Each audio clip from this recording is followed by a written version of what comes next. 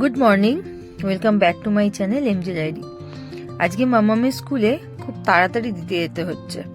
ওদের বিবেকানন্দের জন্মদিনের পরের দিন একটু তাড়াতাড়ি যেতে হয়েছিল, তো মেয়ে বেচারা ঘুমিয়েই পড়ে অর্ধেক দিন। ওই জন্যই আমি আর যিশু দুজনেই দিতে যাই ওকে। আর ঠান্ডাটা যে সাংঘাতিক, ওকে বেশ কিছুদিন স্কুলে নিয়ে যাওয়া হয়নি। রাস্তাঘাট দেখো, এটা বালি বাজার, পুরো ফাঁকা, ধুধু করছে। তো যাই হোক, আমরা ওকে গিয়ে স্কুলে পৌঁছে দিয়ে তারপরে ব্যাক করেছি। তারপর তোমরা দেখতে থাকো আমরা কি কি করেছি সারাদিন ধরে।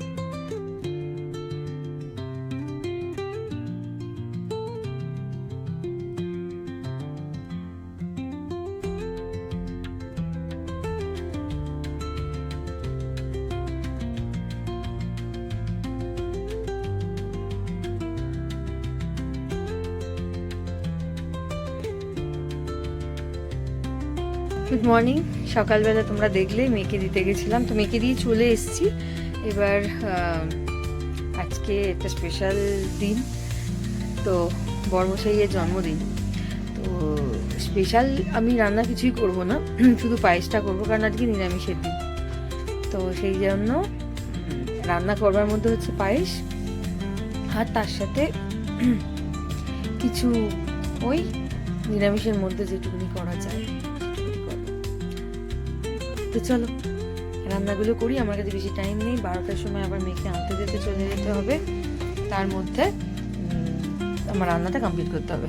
আর এই যে হ্যাপি বার্থডে। কি অবস্থা, সারা মুখ টুক ভর্তি দাড়ি নিয়ে। না কাটবে না আজকে, ঠিক আছে চলো। জন্মদিনের দিন দাড়ি কাটতে নেই না, ঠিক আছে চলো আজকে ঝটপট রান্নাটা করি, আমার হাতে বেশি টাইম নেই, 10টা অলরেডি বাজে। এনার্জি পাওয়া যায় না যতক্ষণ না পর্যন্ত চা খায়। এবার আমার ওইরকম কোনো সমস্যা নেই, যিশুর আছে। চলে এবার চাটা বসাচ্ছি, তো চাটা করি চলো। আগে চা করে নিই, তারপরে রান্না বান্না শুরু করছি। এই যে বানাচ্ছি এনার্জি ড্রিঙ্ক। আমরা লিকার চা আর লেবু চাটা খাই, তো লেবু চাটা খাওয়া কতটা ভালো কি খারাপ জানি না, বাট খেতে খুব ভালো লাগে, তাই জন্য খাই। আর অল্প একটু চিনি আর অল্প একটু নুন দিয়েই বানিয়েছি, ভীষণ ভালো লাগে জানো তো, খুব তাড়াতাড়ি খাবার হজমও হয়ে যায়।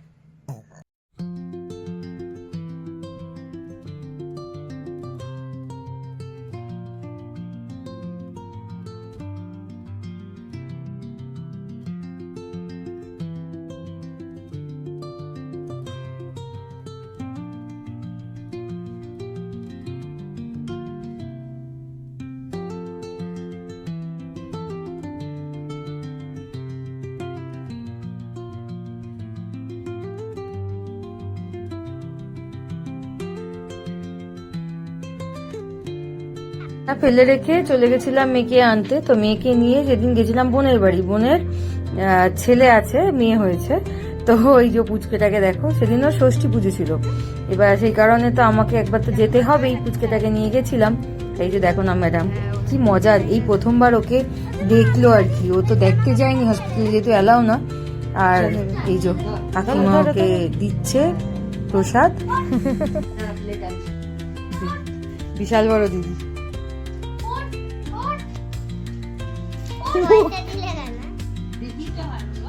এটা নিয়ম, তোমার বেলাতেও দেওয়া হয়েছে, বুঝতে পেরেছো? সবাইকে। আমাকেও দিচ্ছ নীতি, বাথরুমে কি করছে দেখ দেখিনি, মোজা খুলে দিয়েছি। তাহলে তো ঘুমি করছে রে, সিনচানের মতন মুখ হয়ে যাচ্ছে আস্তে আস্তে, পুরো চিনচান। দাঁতটা কেন বেরিয়ে?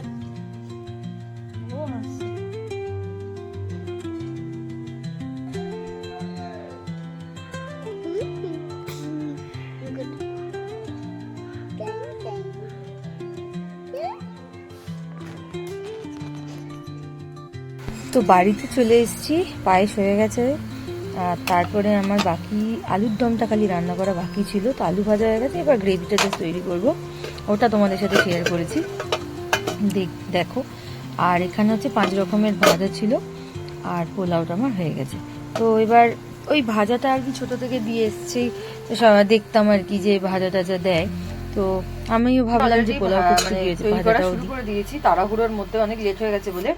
তো এখানে আমি আলুটা ভেজে তুলে রেখে দিয়েছি, আর এইটা আমি একটা পেস্ট রেডি করেছি, সেটার মধ্যে আছে এটা হচ্ছে গরম মশলা, হলুদ, নুন, একটু চিনি দেবো, আর এই পেস্টটার মধ্যে আছে ধনেপাতা, কাঁচা টমেটো, আর হচ্ছে একটা গোটা শুকনো লঙ্কা। এর বেশি আমি আর ঝাল দেবো না, কারণ যেহেতু মেয়ে খাবে সেই জন্য। তো বাকি প্রিপারেশনে কি করছি না করছি আমি তোমাদের দেখাচ্ছি, দাঁড়াও। তেলের মধ্যে জিরে ফোড়ন দিয়েছি, আর কি অবস্থা দেখো, 5 রকমের ভাজা ভেজেছি, এই জন্য এই অবস্থা হয়ে গেছে। জিরে ফোড়নটা হয়ে যায়,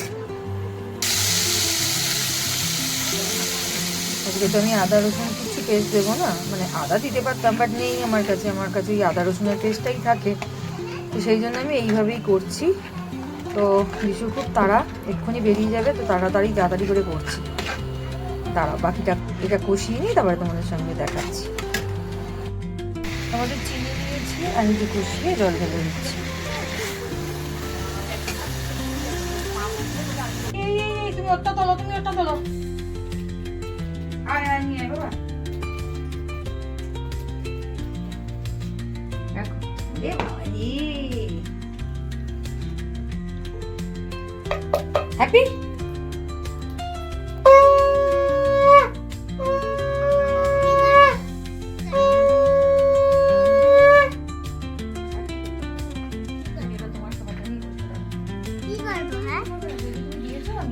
আজকে আমার জন্মদিন, তাই মলি এই পদগুলো বানিয়েছে আর মাম্মাম এটা সার্ভ করে দিল। তো পায়েসটা আমি দেখতে পাচ্ছ না, তো পায়েসটা পায়েসটা উনি ওপরে নিয়ে গেছিলেন মণিমার কাছে, মণিমা একটু পুজো ঠাকুরকে দেবে বলে, আর খেয়ে নিয়েছে। এই যে মাম্মাম খাচ্ছে, মাম্মা এরকম করে না বাবা,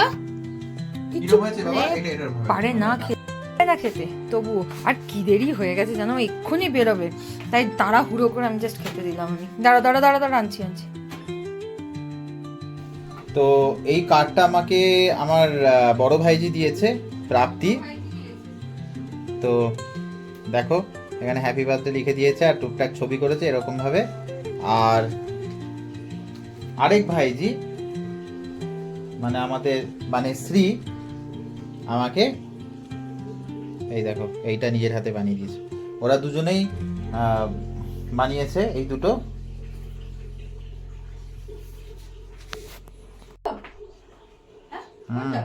বড়টা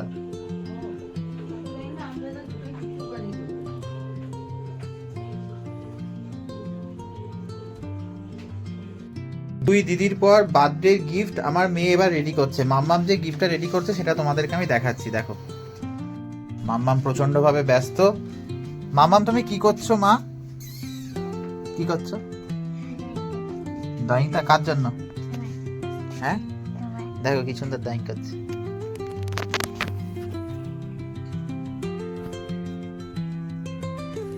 আচ্ছা এইটা কি? Christmas tree. আর এটা হার্ট বাবা। আর এটা গিফট বক্স বাবা। তো মাম্মা বুই, ও মাম্মা বুই, এটা কি তুমি আমার জন্য বানাচ্ছ? বলে দাও সবাইকে কি কি করছো। জোরে বলো।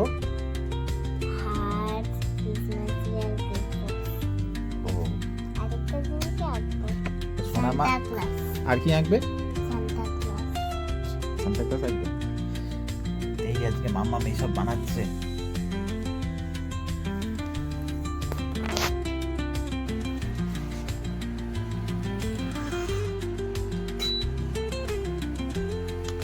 খিদে পেয়েছে। পরোটাটা কতক্ষণে হবে? এই তো অলমোস্ট হয়ে গেছে। ঢ্যার পরোটা বলছে ওদিক থেকে, কিন্তু পরোটা খেতে চেয়েছিল কদিন আগে। লেখো লেখো লেখো। পিএ একটু সরিয়ে রেখো, সরিয়ে হ্যাঁ। পিএ পিএ এটা কিভাবে লিখছো? পিএ পিএ পি হ্যাঁ এ।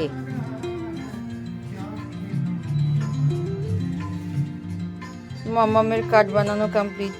হ্যাপি বার্থডে পাপা। কাট কোথায়? ওই আর কি, উইশিং কার্ডই তো হলো এটা, তাই না? বাবা সুন্দর। এটা দেখি। সুন্দর হয়েছে। দেখি দেখি কার্ড সমেত একটু আর্টিস্টকে দেখি। ওরে বাবা রে, ব্ল্যাক দিয়ে কেন? কত কি চলছে, মানে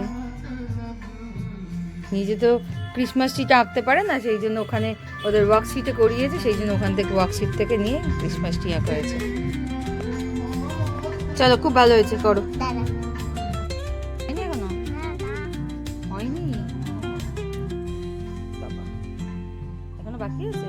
ওরে বাবা রে, কত চারিদিকে চলছে। আসছে না, না? কত হার্ট হচ্ছে। ব্ল্যাক কালারের কেন? রেড কালারের তো হয়। এ হে হে, এটা ইরেজার মাম্মা।